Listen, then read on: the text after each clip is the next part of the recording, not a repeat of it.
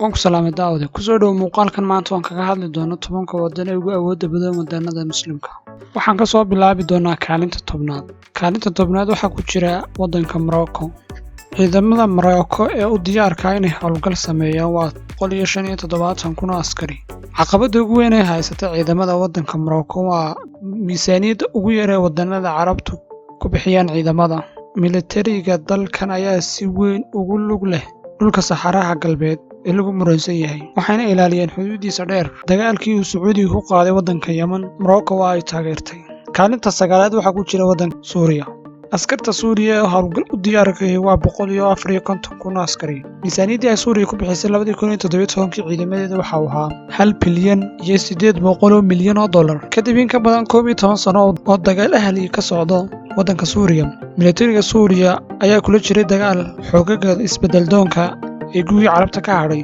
Militariga Suuriya waa uu xooganaa intaan uu gelin dagaalka, balse dagaalka kadib imiga waa uu daciifay. Militariga Suuriya waxaa xoojiyay maleeshiyad Iiraan ah, ciidamada Ruushka iyo maleeshiyad maxalli ah oo si gaar ah loo leeyahay si ay u sii hayaan nidaamka Assad.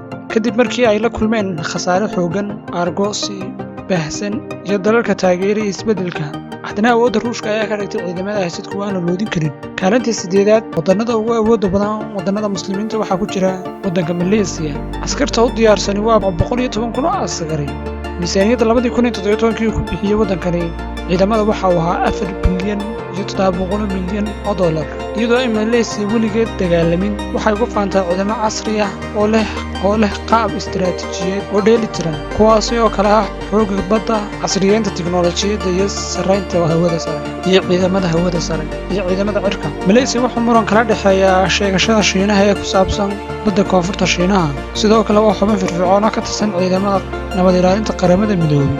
Malaysia iyadoo la halgamaysa xaddidaadda dhaqaale iyo xasillooni darrada lacagteeda, ciidankeedu waa kuwo sii wata inay si casri ah u sii koraan, waxayna wajahayaan caqabado caalami ah iyo kuwa gudahaba. Waddanka 7aad ee ugu awoodda badan wadannada Islaamka waxa uu noqon doonaa waddanka Algeria.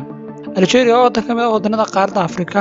Miisaaniyadda 2017 Algeria ay ku bixisay ciidamada waxa weeye 10 bilyan iyo 600 milyan oo dollar. Algeria waa dalka Carbeed ee ugu dhulka weyn, waxaana si joogto ah u maalgeliyaa ciidamadiisa tan iyo markii ay xornimada ka qaateen waddanka Faransiiska. Ciidanka qaranka Algeria tan iyo markii la aasaasay waxay ku jiraan gacan firfircoon.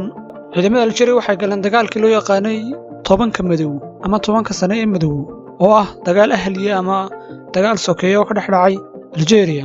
Sidoo kale waxay Algeria ilaalisay xuduudda muhiimka ah, waxay la dagaalantaa argagixisada iyo ilaalinta xuduudaha muhiimka ah.